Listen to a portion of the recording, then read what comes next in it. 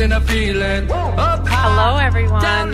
Welcome to Feels Out Loud, brought to you by Becoming Together Therapy and Wellness.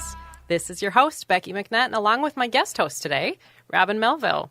We are glad to have you listening as we live and share stories of mental health. And it's really exciting to have you on the show, Robin. Thank you. I am excited to be here. I'm so glad you could be here today. So today I want to start by asking a few questions to our listeners. And Robin, feel free to chime in too. All right. Are you mean to you? Do you have an inner critic? Yes. Robin says yes. When was the last time you judged yourself harshly? Maybe you said something like the following. Why are you wearing that? What kind of smile was that in the picture you just took? Seriously? What made you ask that question at the meeting? People hated it. You're never going to meet someone. Why do you ask for help like that? You're such a burden. Said anything like this? Yeah, just this morning. So Okay. What kinds of things do you all, as listeners, find yourself saying to you? According to a 2005 National Science Foundation article, the average person, get this, Robin, has 12,000 to 60,000 thoughts per day. Per day. About 95% of our thoughts are repetitive, and 75 to 80% are negative. Wow. 95% of our thoughts are repetitive, and 75 to 80% are negative. And I just repeated that. Well, now I'm like, we only have 5% of new thoughts every day. Oh, my goodness. My first thought on this is that our brains, me included, everybody, we are never stopping. No. We are never giving ourselves space to slow down. And we keep processing the same stuff. My second thought on this is, oh, wow, we are spinning in not so nice things to think about. 75 to 80% is negative. With this amount of negativity, even as I'm sitting here right now, I find myself wondering how much of this negative thought, 75 to 80%, is focused inward at us. Someone said to me recently, Becky, if I talked to other people like I talked to myself, I'd get punched in the face. And I totally agreed with this.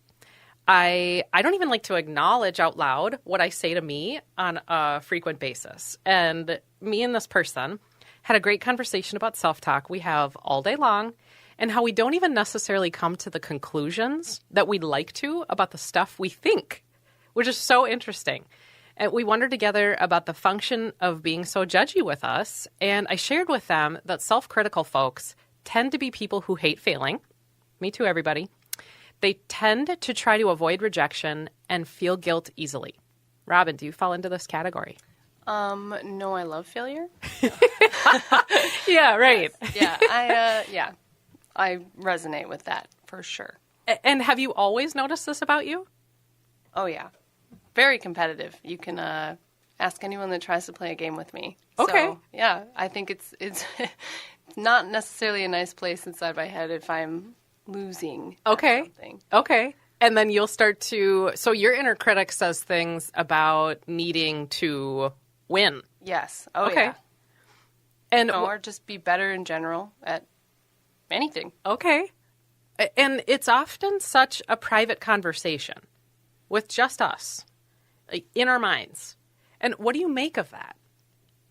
I mean, it's when you said you wouldn't want to say out loud all the things you say to yourself, I took a moment of like, oh, I've never considered that, but I definitely don't think I'd want someone else to hear it. Yeah.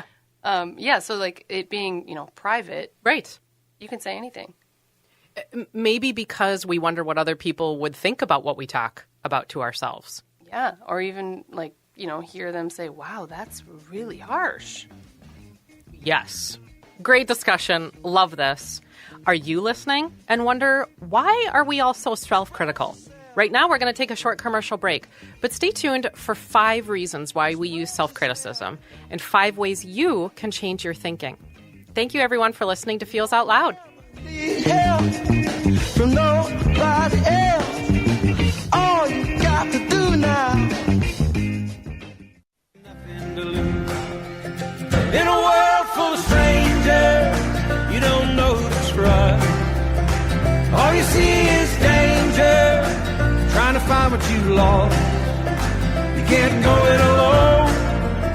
Welcome back to Everybody Feels Out Loud, brought to you by Becoming Together Therapy and Wellness. I am Becky McNattin, along with Robin Melville today. Let's dive right back into what's behind all this self-criticality. Did you know, Robin, that there is science behind our self-talk? Sure you did. I believe it. When we focus on judging ourselves, we activate parts of our brain associated with that fight-flight response. And when we engage in self-criticism, we actually are creating pathways in our brain. The more that we repeat critical statements, the stronger these pathways become. And you guessed it, the quicker we use them every time. Which is awesome the way our brains work, and also really sad. Yeah. And it makes me think about, so why are we so self-critical? What's the function of it? And I've been thinking in the last couple of weeks, the role that it plays in my life. And so I developed 5 big reasons. There's probably more, but 5 big reasons that we use self-criticality. And I want to go through them. I'm going to call them the 5 Ps, Robin. All right. Portrayal, perfection, perception, punishment, and protection. And I'll say those again. Portrayal, perfection, perception, punishment, and protection. And I want to take time to go through each of these in depth. So the first big reason that we use self-criticality is that it was modeled for us. It's portrayal. So think about how it was portrayed to you. Think of who the people were around you growing up. Who are those people? Not just your caregivers, any adult. What did they show you about judging self? What kinds of things did you watch or hear them say about themselves, or maybe what they said about you? Maybe your caregiver said things to themselves like, oh my gosh, that was a stupid thing to do. Maybe you had someone call you names as a kid. And so it wouldn't be a huge leap if we feel or witness external criticality to then internalize this. So what kinds of things do you think caregivers model to kids, Robin? Or adults in general model to kids? Yeah, I think, just with body image, I think is a huge one for this. Yeah, I know judgment of body image. Right, or- like that's been a hot topic of like, how do we learn to view ourselves? And we hear, self-criticism from the adults around us when we're kids. It's probably pretty common that you hear an adult around you talk about, I'm too short, I'm too, all of the things we say about our looks, I think is a huge one that we don't even realize is going on. Sure. And that, sticks with kids, like you said, kids absorb that as a way of being. Mm-hmm. And we absorbed that as we were kids. Right. In the adults that were portraying that to us. Maybe that fixation on appearance or asking questions even to other people around them. Like, what does this look like? Right. And other kids too. It's like once they start to realize, oh, this looks good, this is cool, you start to form those ideas of, I don't have those really cool shoes. And they, like other kids, like them. So I must not be cool. Yeah. Yeah. And I think the saying things out loud and assessing what was, or evaluating what our statements just were. As I said in the first segment, that was such a stupid thing to say. Or that adults, we say those things without really thinking about them. Yeah. I, a lot of times, will hear it from clients and say, okay, I'm going to call you out when I hear a self-deprecating comment because it's just so natural. And I'm guilty of it myself. And so my husband and I will try to call each other out and be like, hey, that was something that wasn't nice to yourself. Mm-hmm. And a lot of people, I think we all do it just so naturally and so automatically that we don't even realize how often it's happening. Yeah. Along that, do you think that adults are aware of what we model to kids, or that adults who model to us, are they aware of that self-criticality? My experience and thoughts about it, I would say no. I mean, if it's automatic to us and we're not aware of it for ourselves, think of how easy it is to... You have a million things going on. You've got to get the kids food. You've got to help with homework. All of this stuff. It's going to be really challenging to also be aware of everything you're saying and doing about yourself. Of that critical dialogue. Right. So it's just kind of, it's going to happen, and it's hard to avoid. Yeah, well, one of the things that I was thinking about in terms of portrayal is how kids watch adults talking to other adults, and how often adults are talking critically about other adults. Oh, yeah. And the bearing witness to either the talking about other adults or, and I want to ask you about both of these, or the avoidance of taking emotional and personal risks. And the internalization that kids have on criticality of not doing something. So either what's said out loud or what's not said out loud, and what are we not doing because we might be critical of ourselves. What would you say about either of those? Oh, yeah. The said out loud one, I'm thinking of when, mom and dad are talking about their day at work. Imagine all of the things they might be saying about frustrations with coworkers or difficulty in traffic. All the things that we adults generally talk about in the evening. How much of that is criticizing others? And then the kids hear that and think like, oh, wow, there's a lot of things people can do wrong. People can do wrong. There's a lot of things that I could be criticized for. Yeah. And the kids may not necessarily consciously think that, but they absorb it as this is what people do that's wrong. I can't do that. And so recognition that our own critical voice as adults comes from, it was modeled for us. It was portrayed to us, whether or not people knew it. And as you said, people probably aren't super aware of it because it's natural. It's repetitive and it's natural. But it did come from where it was portrayed. And touching on the what's not said, too, is that could be huge to kids, too. I think a lot of us are afraid to say, oh, I look great today, or, oh, I did a great job on this. Adults don't necessarily, say the positive things about themselves. And to kids, when that's not said, it's kind of taught, don't say that. Don't say it. Excellent point. The second reason that I'm going to say we use self-criticality is perfection. So we had portrayal, and now we have perfection.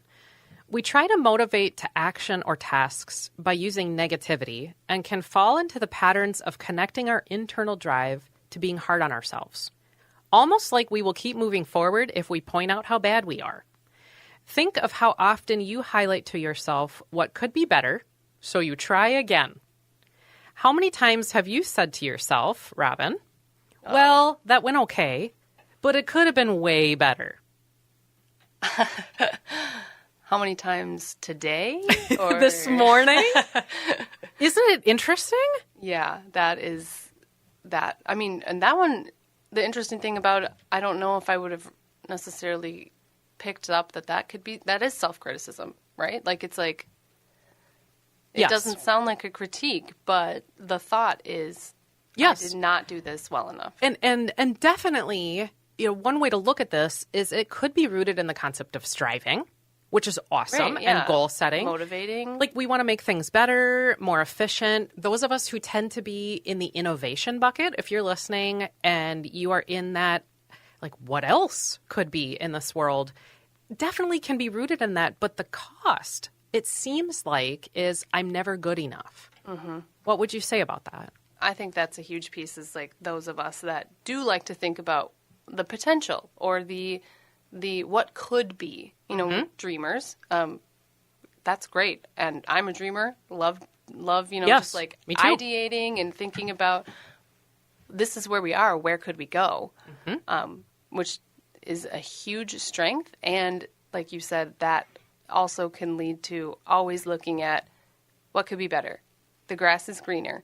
What do I need to do differently? Yeah, right. It's forgetting to acknowledge where we are currently and how this is probably some point that we wanted, it in our past. Yes. We wanted to get here. And when we do, we're just looking forward to the next thing. So I'm putting you on the spot a little bit here, but thinking about pointing out what went wrong, has that ever helped?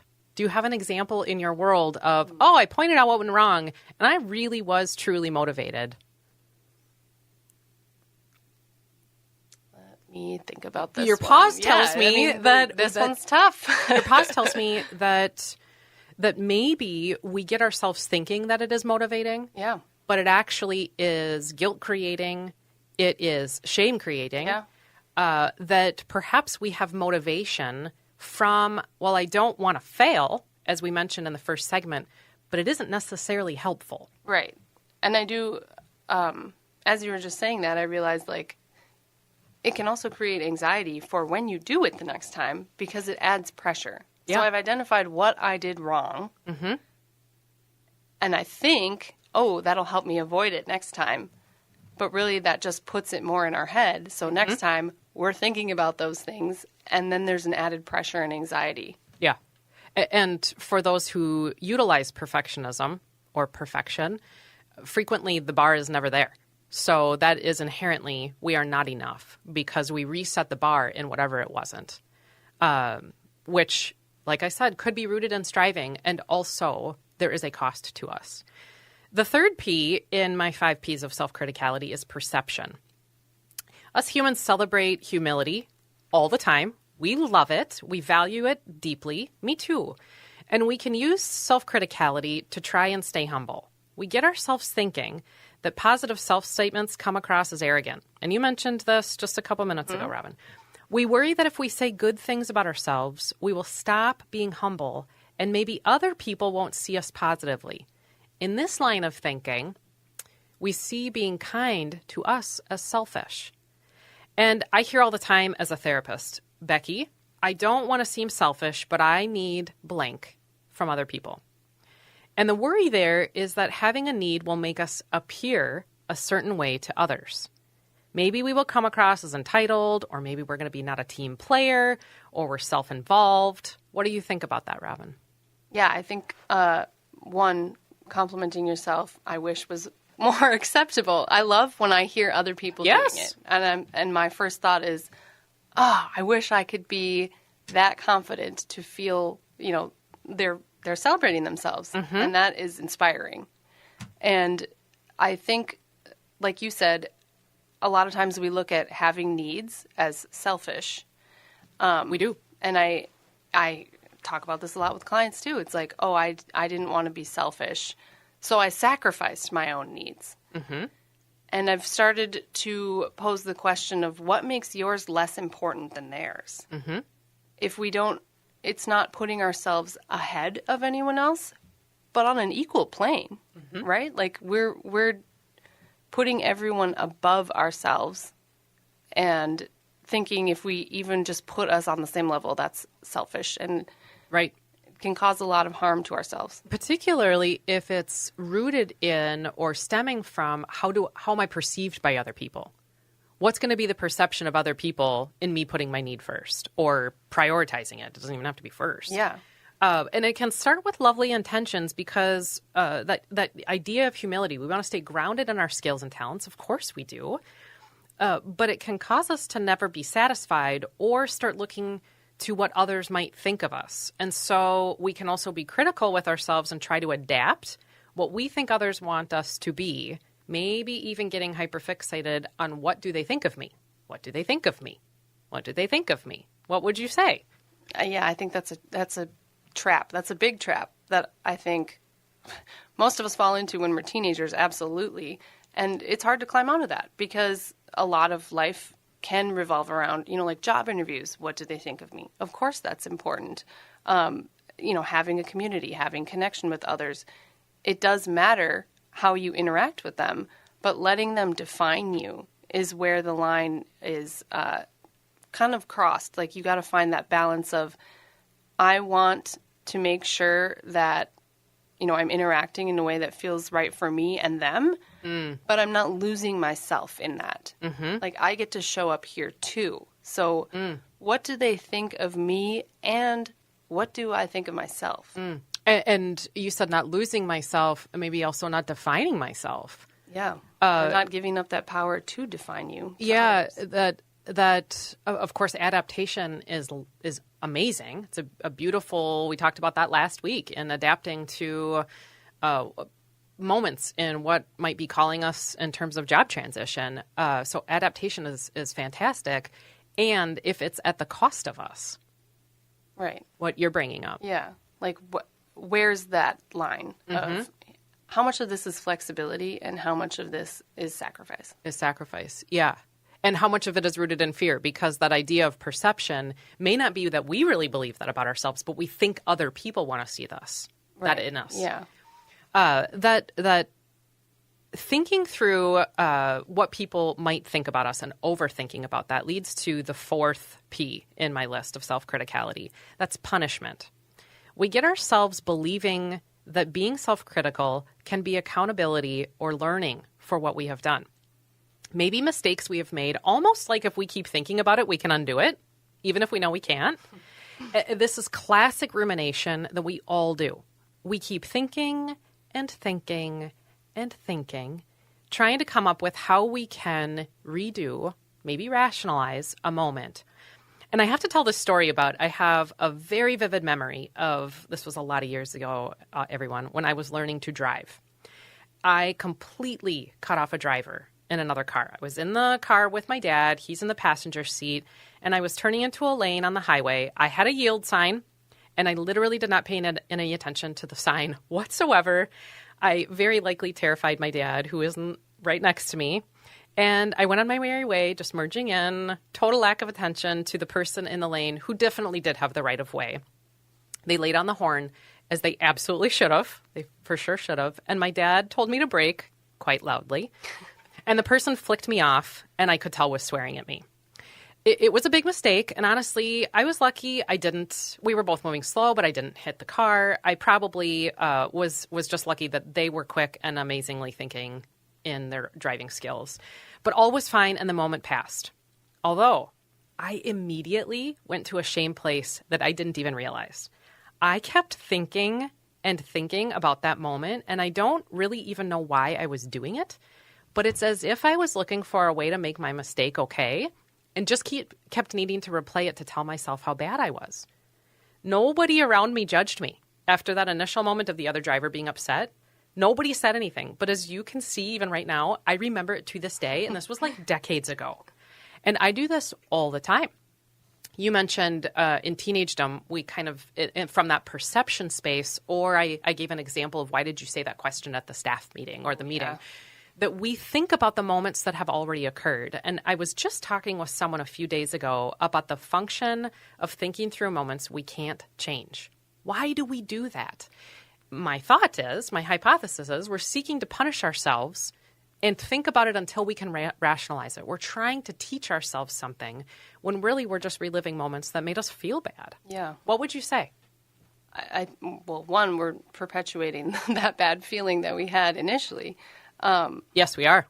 I've been thinking about this too, and I think it comes from a place of fear of it happening again. For some reason, we have this idea of like, I'm going to replay it to identify like where I went wrong or where the mistake happened, or just kind of like sports teams look at the games from the past week to find out like what should we do better next week. Yeah, and it's like, if they made a mistake, they probably don't feel great rewatching that over and over and over. Yeah. But there's this idea of if I analyze it excessively, I can make changes so that it doesn't happen again. It leads to that last thing that we were talking about, or second one in terms of perfection, that if perhaps we think we can come up with a new outcome next time, or as you said, we can have it not happen.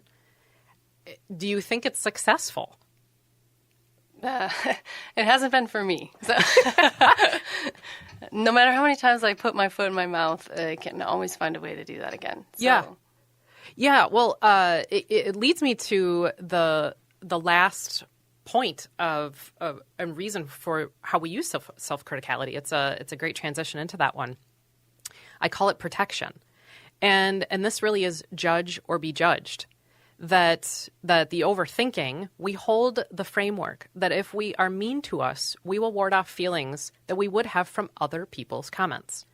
The idea is that maybe we keep ourselves from feeling pain of other people saying things, so we want to try and get ahead of what other people might be thinking or what they might say, so we can either fix what's wrong or insulate ourselves from negative comments. And I love this so much. It makes me chuckle because it's like, hey, everybody, I can get out of a feeling. I will avoid being hurt. And even though it doesn't work at all. So we create scenarios of all the things that people might not like about what we do. You mentioned even rewatching tapes. And we certainly rewatch tapes in our own brains. We think through what could go wrong. We could see as not being good. Maybe we are looking at areas of improvement, what any negative voice might say, all before anyone has an ability to say it to us. Pretty solid. Only it doesn't work whatsoever because not only does it not insulate from being hurt when other people still say the critical things that might come up, we spend significant time swimming in the concepts of us making mistakes, having bad ideas, just negative content in general, 75 to 80%, as I said. And we almost always still get the scenarios inaccurate. Robin, do you have a story about this? Thinking about it, and let's see. I think something that came to mind as you were talking about the idea of protection is like, I'm going to put myself so far down that when someone else does it, I'm already there. Yes. Like it's not gonna get to me. Yep. Actually, so this week even, I've had a client say, I need to prepare myself, almost like building a what's it called? The shield of armor. Like kind of I'm going to build this wall around me so that I can go into battle. Yeah. And it's funny that you mentioned, like, we think that's avoiding getting hurt. We think that's protecting us. It may be avoiding hurt from external sources. It's not avoiding hurt. And often, if somebody still said it to us, we still feel hurt. Oh, yeah. We're just hurting ourselves repeatedly beforehand. Right. It makes me think about even me in this radio show. When I started thinking about the whole idea of this, I let myself dream, which was really cool. And I thought up all these different topics we could discuss and how incredible it would be to bring mental health and wellness to the radio waves. And then my inner critic started to think through the need to think through all the potential negative feedback that would come. I created these scenarios about what people might say, what people might think is a waste of time, all to help me be prepared for the feelings I'd have and be able to avoid those feelings. That's my perfectionism at play. I know that. But also me trying to protect me in the experience. And I realized what I was doing and how I actually have no clue what people will think or say. But in those moments, I was already making myself feel badly. And it wasn't helping me actually feel any better at all. You know, it's funny that you mentioned in terms of coming to the radio show, because today, this is one of my first times being on here, and I was definitely thinking earlier this week, like, I need to be prepared, I need to do some research, I need to study, kind of all of those same things where it's like, what could I possibly do wrong? Yes. And what actions do I need to take to make sure that doesn't happen? What if I have dry mouth? What if I have a cough? You know, walking through the potential pitfalls, and then how to get myself out of what the feel might come from that, the mistake. Right. And like, what do I do to prepare? But in thinking about these things, when I first got the invite to join you, I was excited. And then thinking about these things, I was like, there's so many opportunities to make a mistake. To mess up. That adds nerves. That adds, like, it takes away from it. It's like, it's not psyching yourself up. It's psyching yourself down. Well said, because self-criticality definitely can help us see spaces of bias, maybe gain perspective, think about areas of improvement. There is utility in it. It probably keeps us safe at periods of time, second-guessing our own behaviors and, like, maybe I shouldn't do that thing. So it isn't all necessarily rooted in that negativity, but there's big impact to us. And what would you see as the impacts, Robin?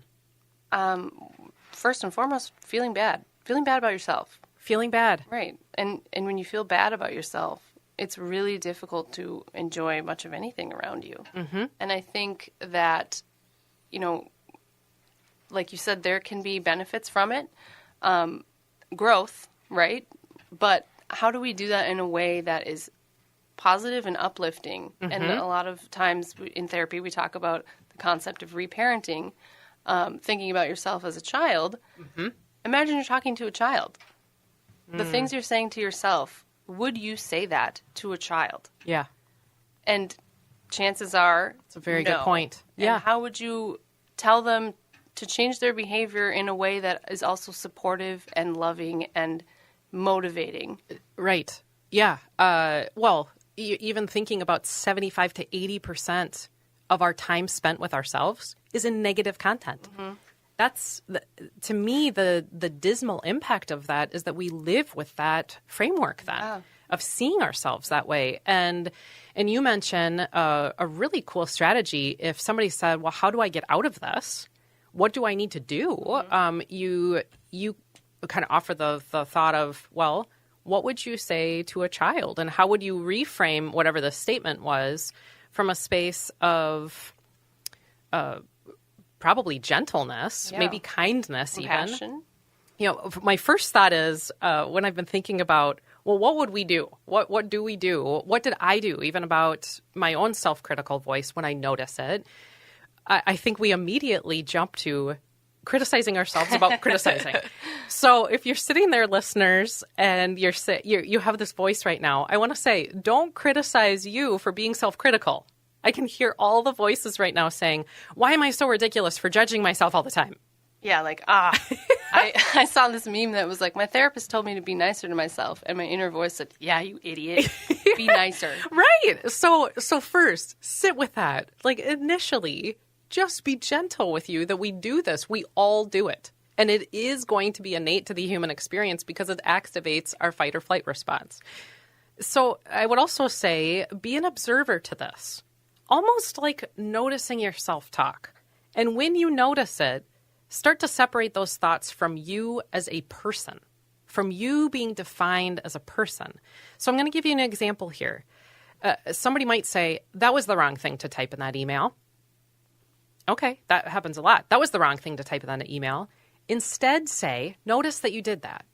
I'm thinking that it was the wrong thing to type in that email.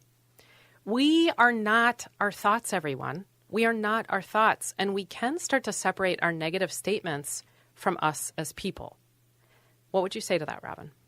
I think that's something that we need reminders of, right? It's like, don't believe everything you think, because we have this inner dialogue.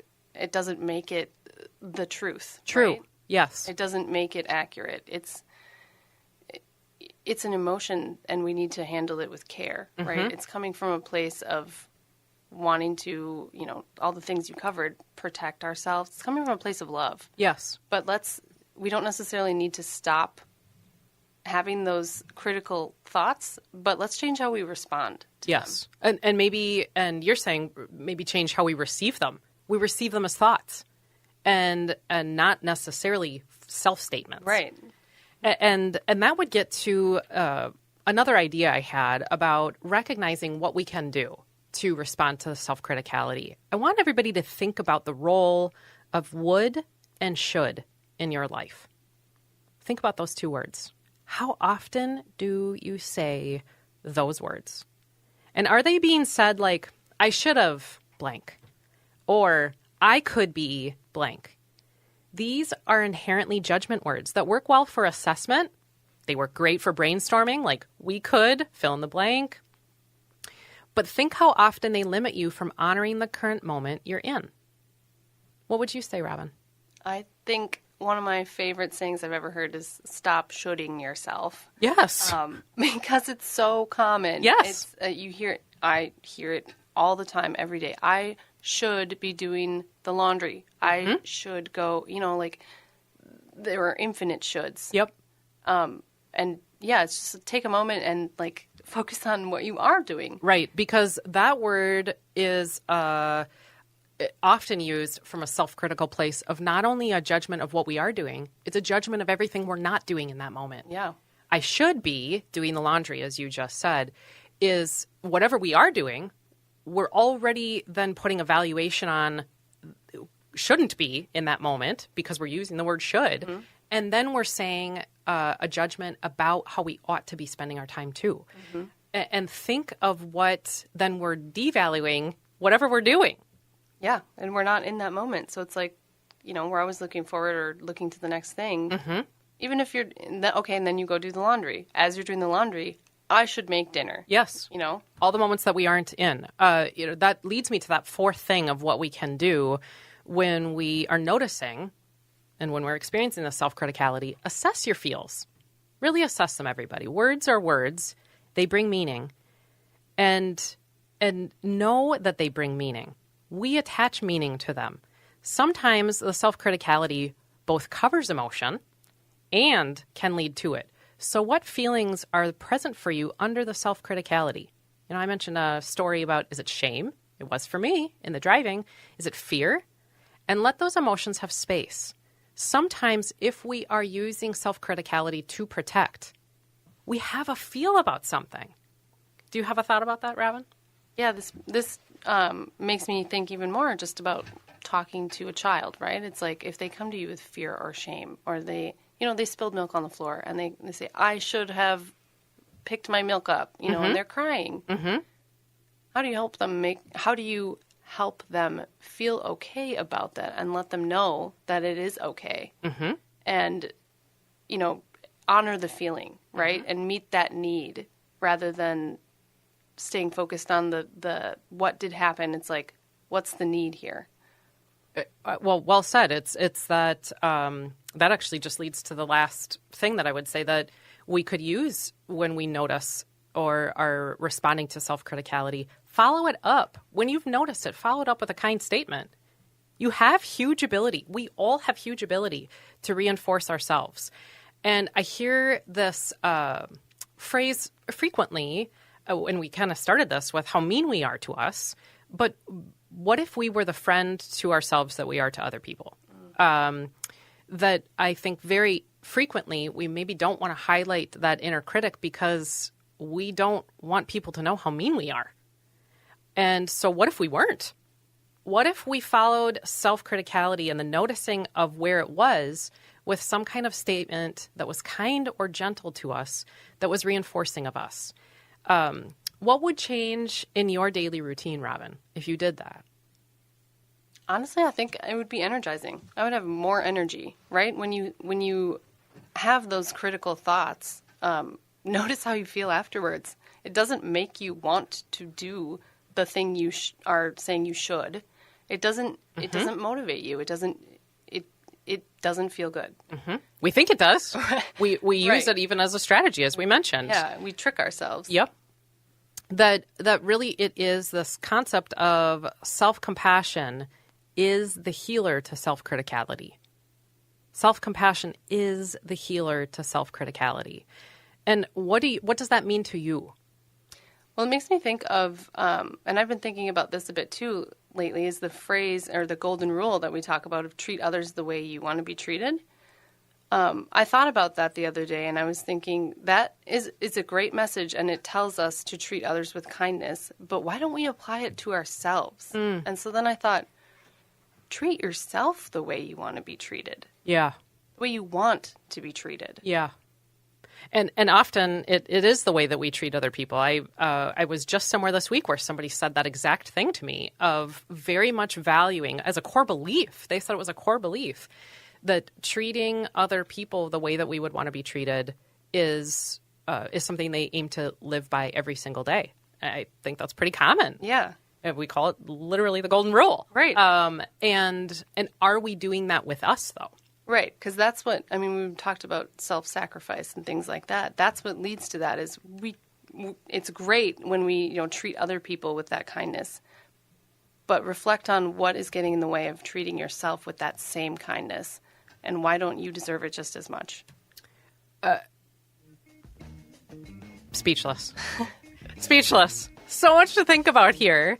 We are headed to a commercial break, but when we come back, we will talk through listener questions on that self-critical voice that we all experience, as we've been saying in this segment.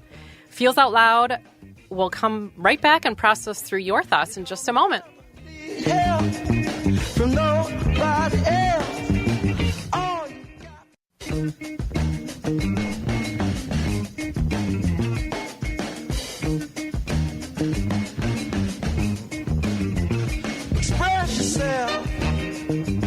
We are back again with Feels Out Loud, and this part of the show is where we talk through listener questions from you all. If you have a question related to mental wellness, sharing feelings, or topics for each week that you would like us to process through, please visit our website at becomingtogethermn.com and find the Feels Out Loud page to submit a question directly. Or you can email us at contact@becomingtogethermn.com.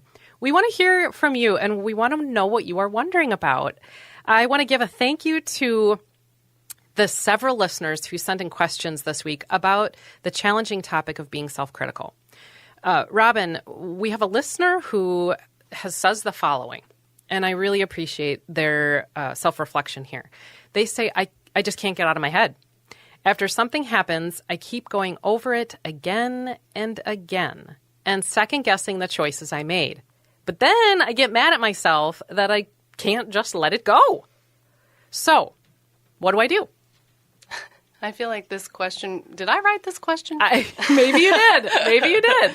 I feel you and I hear you on that. It is a challenge. And something funny about this question is you can almost recognize the frustration towards yourself. Yes. Within the question. Yes. And I would say this sounds counterproductive, but let it be. Like you know, that's what happens. You're going over it. You're second guessing. Mm-hmm. And like we've talked about, that's serving a purpose. Maybe stop and think, okay, what purpose is this serving? Mm-hmm.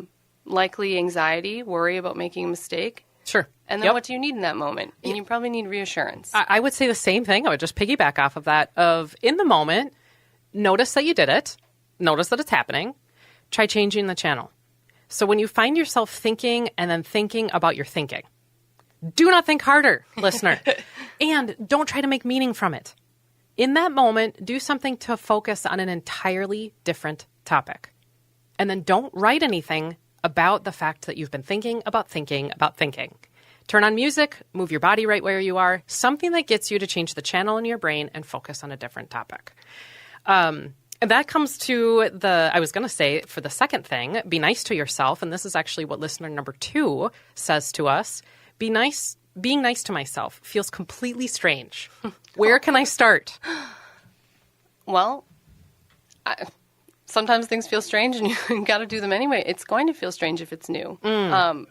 Honestly, it is sad that being nice to ourselves does feel so foreign because that just shows how much of a practice we are in if not doing that. Yeah, I would say to this listener, first, tune into the words that you're saying already. Just what you're already saying out loud. We don't have to often make up new things because my guess is you are already saying what you need to hear. I would guess that you are saying hello with a kind tone to other people. So use that same kind tone to say something to you. Just notice the ways you're kind to others, and you'll get data on what already is genuine data for you. And this happens to us all the time as therapists. When we're in a room, we frequently just need to notice our own words in what we need to do. What would you say, Robin? Oh, the number of times where I've been saying something to a client thinking, this is what I need to do.